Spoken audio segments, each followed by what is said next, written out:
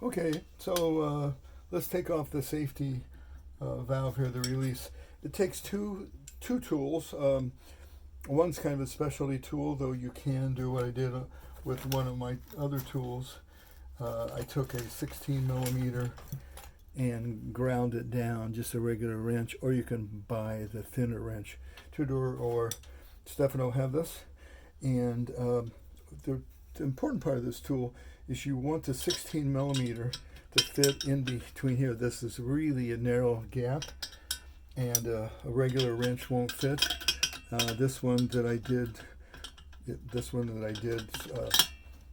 grind down does fit, but the 16 millimeter here fits. And you also need a thin wall 16 millimeter socket, because it has to be thin enough to fit down between let me put this up a little bit here, between the this little catch basin and this nut.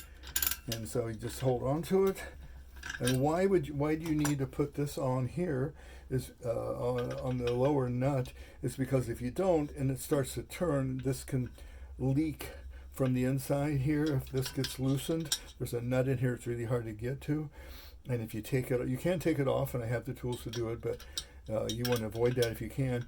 If it starts turning the whole assembly, then that could eventually leak, and you'd have to get in there and tighten that back down, or maybe even change it has a copper washer that's the seal.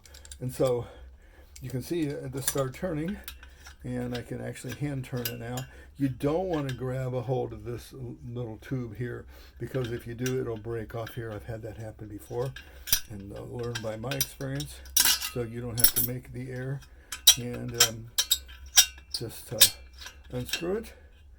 And what we're going to have on the inside is a spring.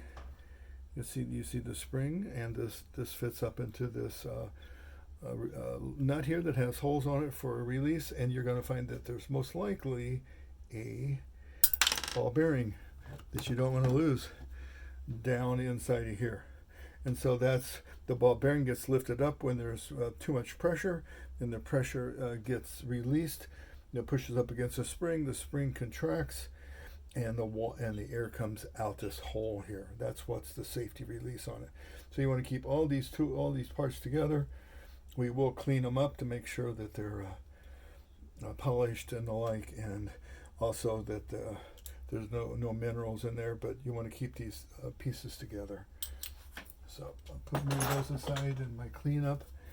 And the only other thing that I would do with this machine before I would get to the base would be to undo the sight tube here. And so make sure these gaskets are replaced. Since we're replacing all the gaskets, we might as well get at that. So I'm going to stop, get my tools for that, and I'll be right back.